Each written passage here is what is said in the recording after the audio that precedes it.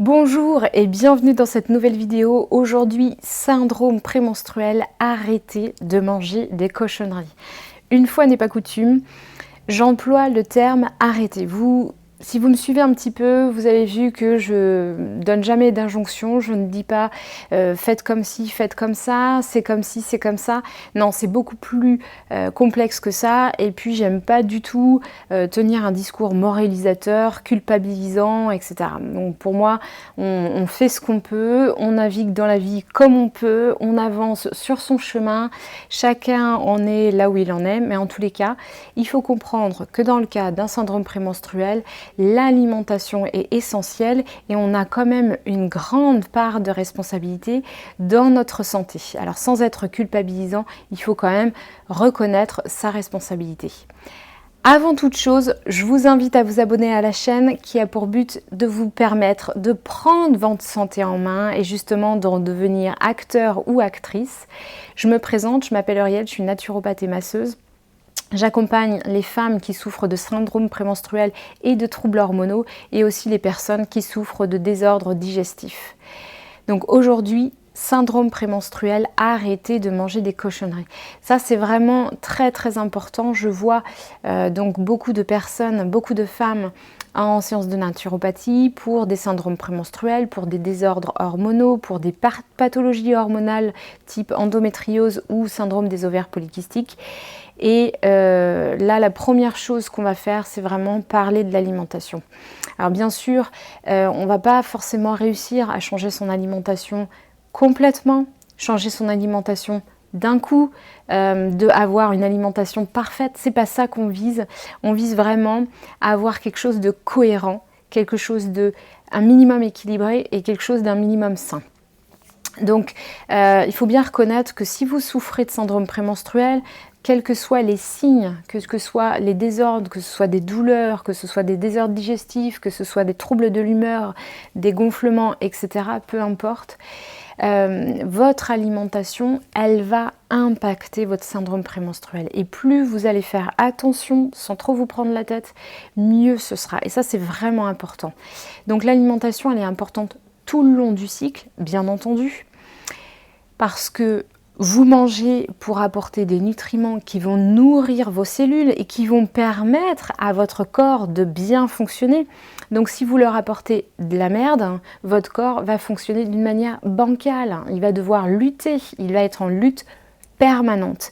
Si vous lui apportez des bons nutriments, des aliments qui sont un minimum sains, qui sont pas trop traités, qui sont quand même avec suffisamment de nutriments dedans, qui sont bruts, que vous allez transformer vous-même, que vous allez cuisiner vous-même, eh bien vous allez avoir plus de chances d'avoir des bons nutriments pour pouvoir permettre à votre corps de bien fonctionner.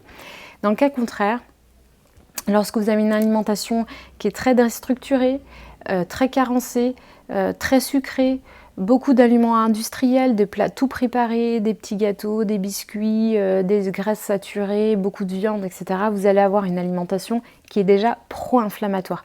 J'en ai parlé dans d'autres vidéos, dans des articles aussi sur le blog naturel.net, de cette alimentation pro-inflammatoire qui va avoir des effets déjà sur la douleur, sur l'amplitude du syndrome prémenstruel, mais aussi sur la douleur et qui va majorer votre douleur.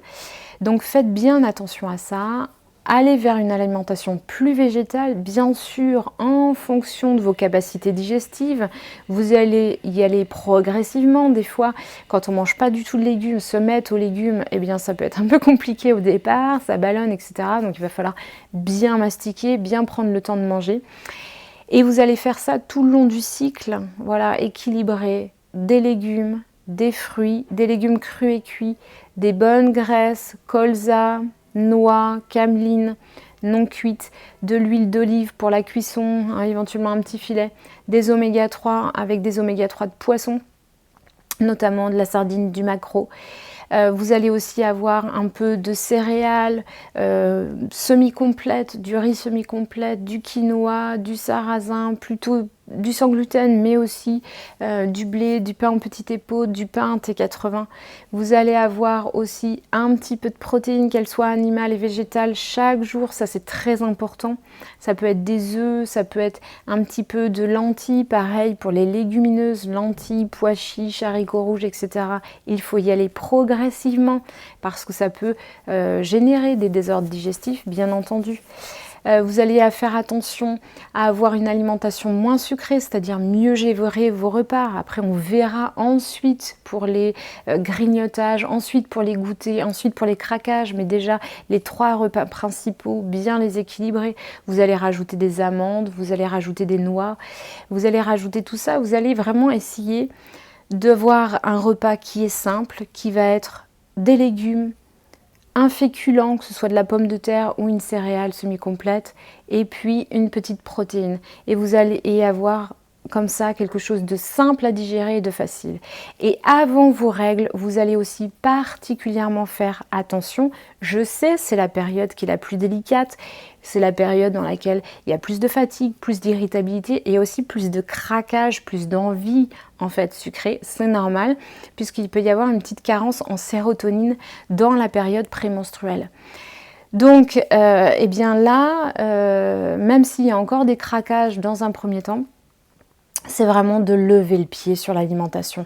Les personnes qui arrivent à jeûner ou à faire une monodiète, c'est-à-dire à manger qu'un seul aliment sur cette période-là, eh bien, elles peuvent vraiment diminuer, mais drastiquement, leur syndrome prémenstruel, tous les signes du syndrome prémenstruel.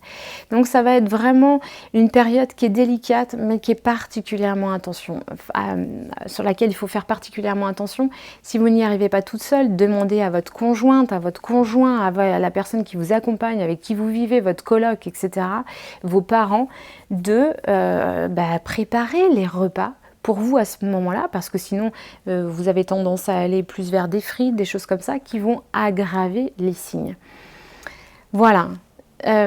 Sans culpabiliser, dites-vous qu'il n'y a pas de pilule miracle.